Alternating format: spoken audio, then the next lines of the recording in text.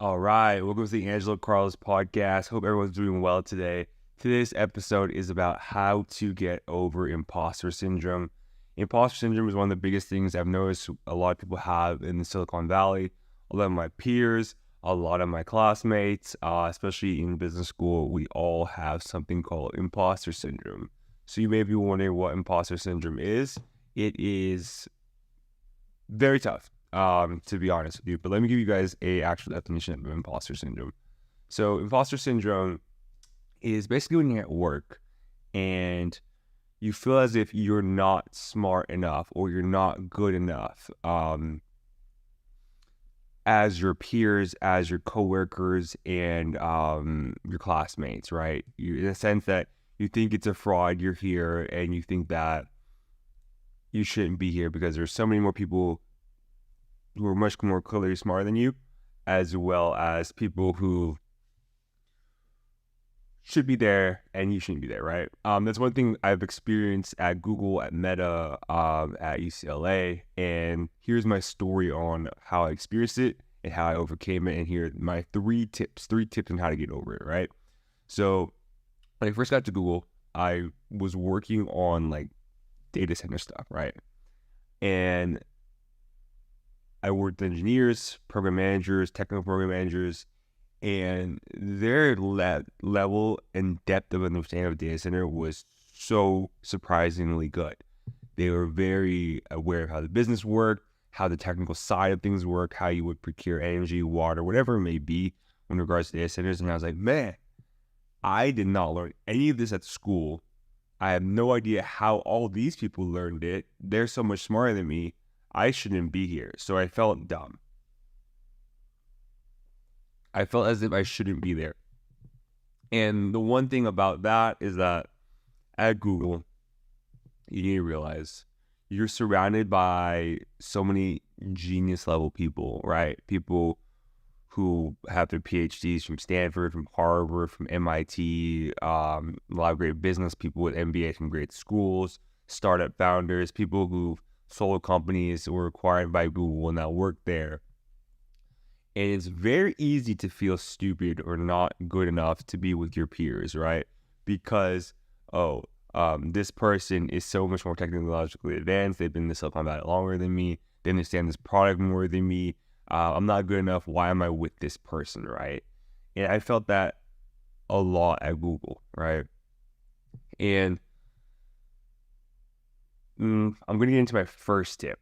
And it was a quote by Steve Jobs. And if you guys know who Steve Jobs is the individual who is the founder of Apple. He created Apple, and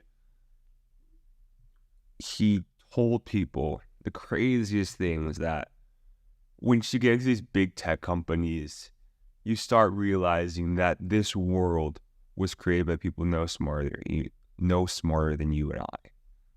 So when you get into these big tech companies, when you start realizing the big truth of this life is that this world was created by people no smarter than you or I. That really hit me because it made me really understand that this individual next to me, he or she doesn't have this specific skill, isn't born with this specific genius level capability. They basically worked at it. They honed their craft and they created something beautiful, something amazing for this world. So what's that to say? It's that if you are ever feeling insecure about any task, any job, anything in this world that you've always wanted to achieve, just know that that person who has done it already has done it because they put much more time and effort into that specific task, goal, whatever it may be. And it was just the fact that they have more time on their attention, that they put more time in down to pay down that ignorance debt that Alex Hormozy talks about so much, to learn a specific task or learn a specific skill, because they've done it much, much, much longer than you or I. So that engineer from MIT, who you feel so intimidated by, they have done engineering much more longer than you, and they're very skilled at it. So their brain works in certain ways where they can think of certain solutions aspects, whatever it may be, to achieve that certain thing, to get really good at that certain thing, because they have done it much longer than you or I. So that's one secret. My first tip is to realize this world was not created by anyone smarter than you and I. This entire world was just created by normal people. So if you have a certain skill, a certain task, whatever you want to get done, it just takes time to learn. And you need to pay down that ignorance debt. So pay down that ignorance debt by learning engineering, by learning code, whatever that ignorance debt for you may be, whether it be learning business or finance, whatever it may be, whatever it be learning basketball, whatever it is in your life, bodybuilding, anything. More time and attention will allow you to pay down that ignorance debt, and just realizing that this world was created by people no smarter than you and I. That's my first tip for y'all. My next tip for you guys is celebrating the small wins, whether big or small, just celebrating your wins. Another story at Google. Saw a lot of peers getting promoted. Saw a lot of peers getting high praise for certain projects, high-level programs, getting noticed by senior leadership. And I got jealous in the sense that, am I not good enough to get praised for my work that I'm doing? Am I not good enough to get praised for this certain program I pushed through the hard work I did? But when you're new, you need to realize that your impact will not be as great as the veteran who's been there for 8, 9, 10 years because they understand how the game works. Think of it as you are like a basketball player where you are year one, your rookie year of whatever job, program you may be, skill you're trying to learn. There's going to be vets who've done well in this entire program because they've been here for 8, 9 years. They understand how the business works. They understand how the whole basic procedure process works in order how to do well and succeed. So they've been doing it for a minute. But you're a rookie. You're a rookie and your wins are small, but you need to acknowledge them. For me, I realized, hey, I pushed this program forward for the data center and my boss gave me $1,000 bonus. That's a small win. Hey, I really helped this partnering team to understand the new procedures and process associated and available. That is a small win for me. Next, I really learned how to have good balance when it came to taking care of my health. At first, when I was at Google, I was just eating a lot of food and not taking care of my body and just going straight to work. That is a win for me. There's all going to be these small wins that you're going to have, and you're going to need to celebrate them. Because when you celebrate those small wins, it gives this reoccurring feedback to your brain. Okay, I'm collecting these wins. I'm getting better at my job. I'm getting better at whatever task, whatever skill I need to be. So celebrating these small wins gives you evidence and proof to kind of tear down that insecurity that you may have with whatever task you're doing or whatever goal you're trying to accomplish. So celebrate these small wins, because when you celebrate the small wins, you outwork the insecurity, you outwork that feel of inadequacy, and you become a better version of you and whatever you're trying to accomplish. For me, those small wins were just learning to take care of my body, learning to take care of my job at work. I get recognized by my peers. I'm getting better. And there's this incremental increase in your career, in your job, in your life by celebrating small wins. I was listening to one of my favorite players now, Shai Gilgeous-Alexander, one of the point guard at the Oklahoma City Thunder, possible MVP candidate.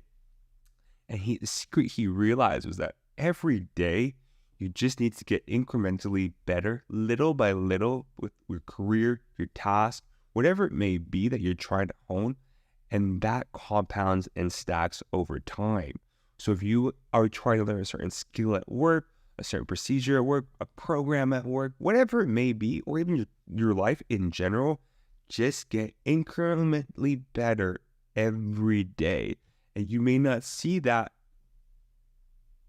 day by day, But over time, that will compound into something amazing.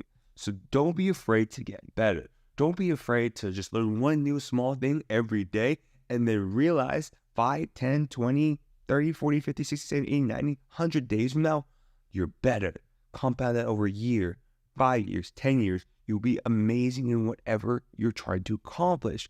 1 year of crazy hard work and getting incrementally better day by day can change your life in an instant. You become an overnight success over a year or two, maybe 5, 10 years. You become great, amazing at whatever you do.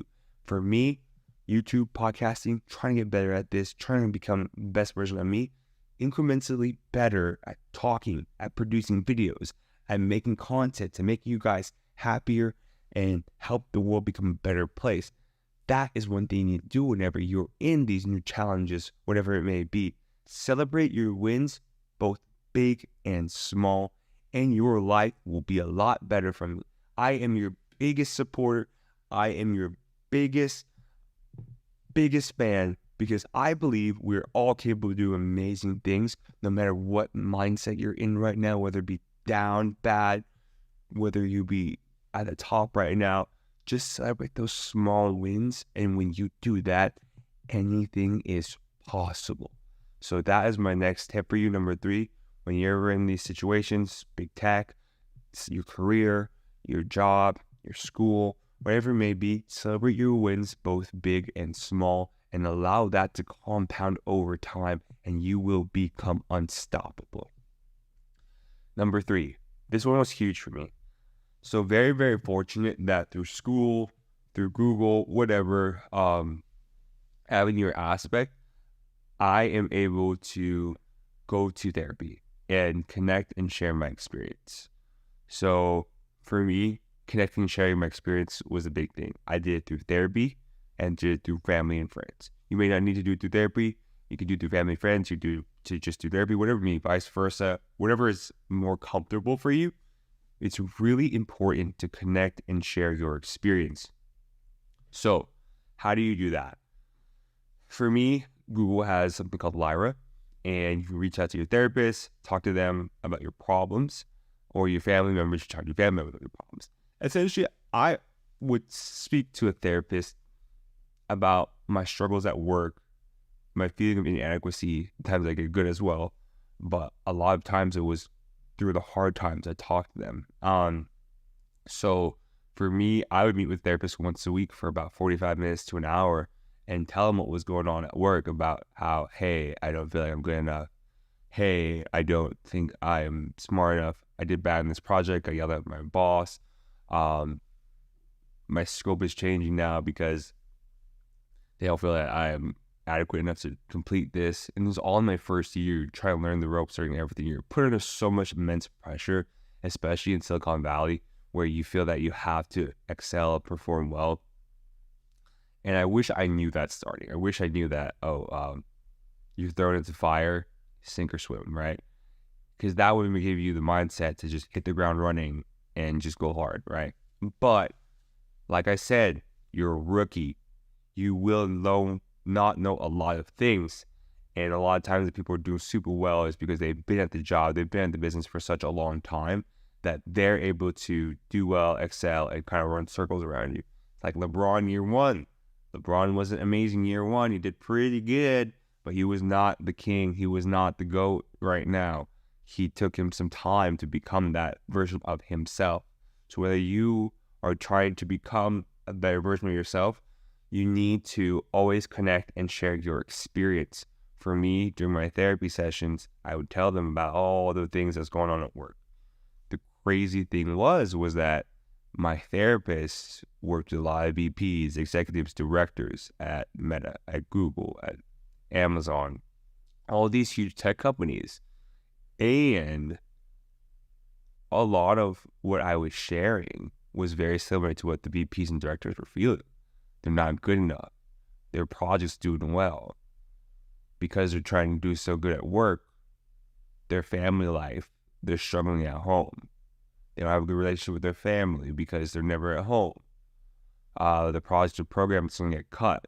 So they're scared they're gonna lose their jobs, they'll not be able to pay off their mortgage. All these things that you're feeling in your life, especially when I was feeling that, it is not just with you. You are not mutually exclusive. We all feel that same version of stress, anxiety, pressure to perform and do well. We all are in the sense maybe failing in certain things, but to the outside we look like we're doing well because we have this cushy job, and it's not true at all, right? So it's really important to connect and share your experiences, because that brought me a lot of not happiness, but a lot of relief, that there are people feeling the same way I did, and it allowed me to feel that it's okay to feel that certain way, that I'm not good enough, I'm not smart enough. We all feel these shared experiences, but we tend to just have it inside us, where we let it manifest faster and destroy us inside, and we never share it. Especially in this culture of go, go, go, go, go, achieve, win, make more money. That is a culture we have here in America, in capitalist society. I understand, like, a lot of people come here for this opportunity. However, when you're here for quite some time, you understand that it is quite exhausting. It is hard to feel inadequate, not feel not good enough. It is hard when you have so many people that you love depending on you to excel and do well in life. The crazy thing is that when you stop going so fast, 100 miles per hour, your brain gets like, freaks out that, hey, I'm not growing, I'm not learning. And there's this weird caveat of like, okay, if I'm not growing, I'm not learning, I'm super unhappy. But then when you go too hard, you start feeling extremely unhappy because you feel overwhelmed, you feel stressed. How can I take care of all this? And there's so many times where, like at Google, where I have a project not doing well, not being received by stakeholders, not progressed, hasn't closed, and I don't know what to do because I haven't worked with the right people, or I haven't done X, I haven't done Y, I haven't done Z, and my success isn't where I want it to be. And I felt so isolated, I felt so alone until I talked to my therapist about it. I feel better, right?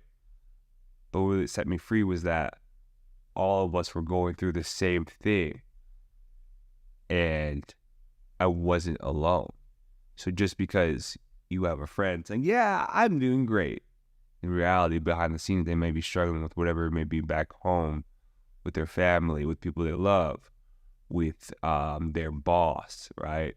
And it's scary. I've seen like directors, VPs who like are there late at night because they want to do well.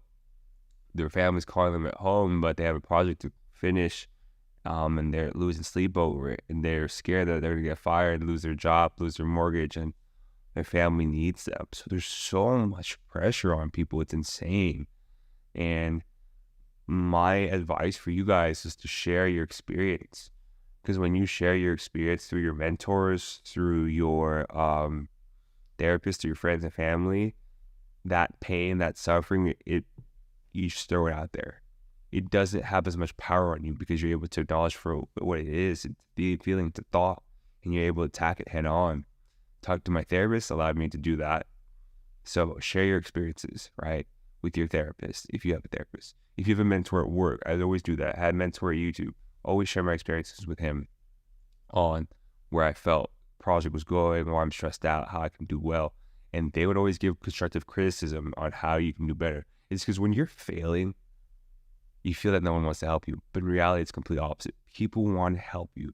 People want to help people who are trying to become better and learn from certain situations, mistakes, inadequacies, whatever they feel, because they want to help that person grow. It gives them a sense of accomplishment, knowing that, hey, this person reached out for help. I will give everything I can to help them and make sure that they do well. 99.99% of these people in the world are good. 99.99% of your coworkers are good. So do your best to just give back when someone reaches out to you for help, but also share your experience of failure, of inadequacy with people who are going through it, with people who you trust, like your therapist, like your mentors at work, like your family members. Share those connected experiences, because you will put that feeling out there, acknowledge that things is just thought. It's not, it's there. It can't hurt me if I put it out there, and you'll be able to address it more. When you talk to your therapist, they give you constructive criticism on how to approach your feelings, how you should be able to learn from it, teach how to meditate. Your mentors who've been at work and have been doing this for a long time, they'll give you actionable advice, strategy behind everything on how to do well, how to execute, and just basically do things a lot better. And talk to your friends and your family, especially people you love and trust. They're there for you no matter what.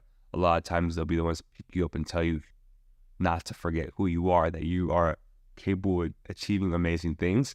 So talk to your friends and family about certain things, right? Especially if you feel comfortable with these people, right? So the imposter syndrome is real. We all feel it in Silicon Valley. I thought I outworked it, right? I thought by going to UCLA, by getting a job at Google, by working at Meta, doing all these crazy things in Silicon Valley and in my career, I thought it would go away. It never did. There's always this new thing that I never feel good enough. I never feel accomplished, right? By doing these three things, by basically just challenging my inner critic to believe that honestly this world is created by people no smarter than you and I, by celebrating my big wins, small wins, whatever it may be, and then just by talking about my emotions, my problems, and connecting with my experience with people I care about and love, I was able to get over this imposter syndrome. It still comes here and there, but I have my tools now to really kind of make my life, my experience a lot better when I experience imposter syndrome. So really take these 3 tips and use it to address your imposter syndrome whenever you get that big job, whenever you're working in Silicon Valley, whenever you're doing whatever is important to you, whether it be becoming a father, a mother, whether it be achieving certain things in life. Don't be afraid to use these experiences, use these tools to get over this imposter syndrome, because I believe in you. You can achieve whatever you want in this world. You are good enough. You are smart enough. You are kind enough. You are amazing enough to do anything you set your mind to. Jello fam, I love you. Get over this imposter syndrome. Use these 3 tools to help with that. Have an amazing day, Jello family. Don't forget to like, comment, subscribe. We are growing so fast on the podcast, and I appreciate y'all so much. Have an amazing day, Jello family. Peace.